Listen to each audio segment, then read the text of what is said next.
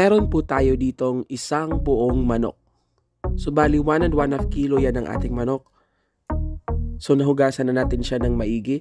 Pagkatapos ay lalagyan natin siya ng isang can ng ating Royal True Orange. Ibuhos lang natin dun sa ating manok. Pagkatapos ay marinate lang natin siya ng 1 hour or overnight para mas maganda, para manuot talaga yung royal dun sa ating manok.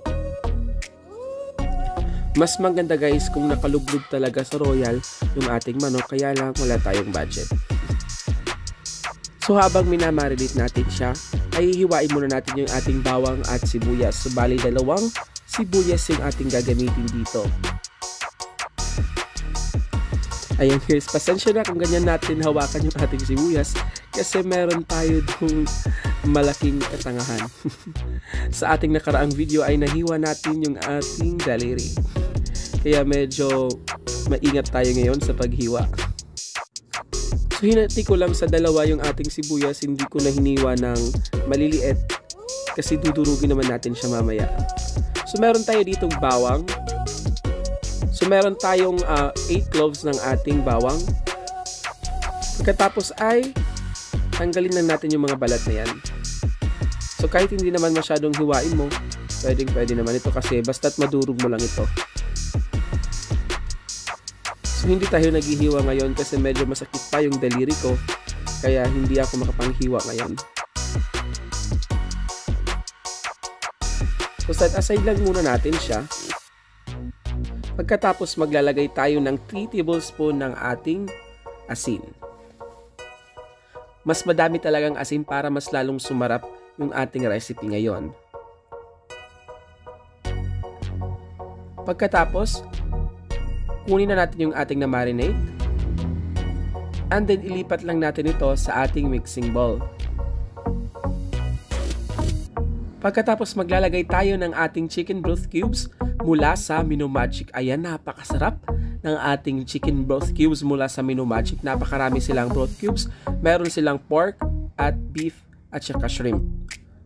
So para sa mga gustong bumili ng ating Mino Magic, ay yung link ay nandun sa ating description box sa baba. So ilipat na natin dito yung ating nalagyan kanina na sibuyas at bawang ng asin. At maglagay tayo ng bay leaves, mas marami mas masarap, at konting paminta. At maglalagay tayo itong ating parola mula sa Mino Magic. Napakasarap itong black beans na ito kasi salted na ito at meron na siyang kakaibang aroma at kakaibang flavor. Pagkatapos ay ilalagay lang natin dun sa loob ng ating manok, yung ating nagawang mga ingredients dun sa ating manok. So ibuhos lang natin siya dun sa loob para manuot talaga sa sarap. Mas madami, mas masarap. Kaya bugusugin mo yung manok para mas lalong manuot yung sarap pag iniluto na natin siya mamaya.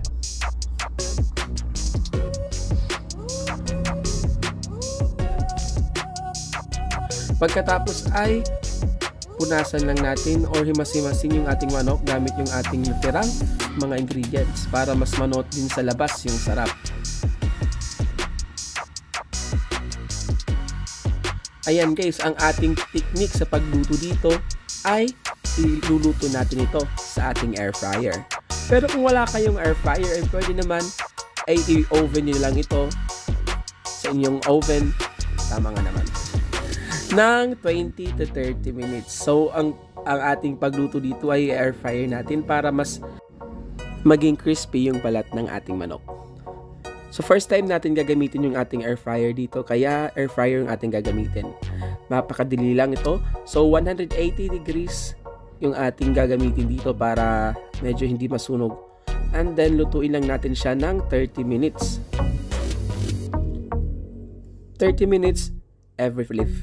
So 30 minutes sa bawat side ng ating manok. So after 30 minutes, kung makikita nyo guys, ay crispy at golden brown na nga yung kulay ng ating manok. So if i-flip lang natin ito kasi hindi pa luto yung kabilang side nito. So kung makikita nyo yung kulay ng ating manok, napakaganda. Ganyan ang kailangan nating ma-achieve na color or texture. So kung makikita nyo sa ilalim nito or or sa other side nito ay hindi pa ito luto. Lulutuin agad natin siya sa ating air fryer. Again, 180 degrees ulit.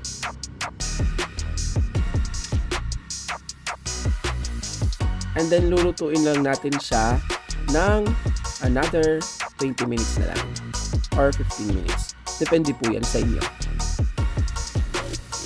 So after 15 minutes, eto na nga, luto na nga yung ating napakasarap na lechon manok. So mas talong sumarap ito dahil naglagay tayo ng chicken broth cubes mula sa Menu Magic at yung ating parola na black beans na mula sa Menu Magic din. Napakasarap yung black beans na yun kasi salted at talagang ang bango-bango ng aroma niya na nagdadagdag flavor dun sa ating manok. So para sa mga gustong bumili ng ating Menu Magic product, ay yung link ay nandun sa ating description box. Meron sila sa Shopee at Lazada. Napakarami nilang mga products. Meron din silang mga gulaman at itong ating napakasarap na recipe, yung ating chicken broth cubes at yung ating parola salted black beans. So napakasarap ng ating recipe ngayon. So napakadaling gawin lang. So in a span of 1 hour or almost 1 hour, makakaluto ka na ng manok, ng sarili mong recipe ng manok. Ayan na nga guys, maraming salamat sa panonood. I hope meron na naman kayong natutunan dito sa ating kakaibang recipe at kakaibang video. So para sa mga gustong bumili ng ating Minu Food Solution product, ay punta lang kayo sa kanilang Shopee account at Lazada account ng Minu Food Solutions, or like and following ko ng Facebook page Minu Food Solutions. Ilalagay ko yung link dun sa ating description box sa baba. Huwag mo din kalimutan mag-like and subscribe sa ating YouTube channel at mag-follow sa ating Facebook page Happy Tummy by RD. Thank you for watching, stay safe, and God bless.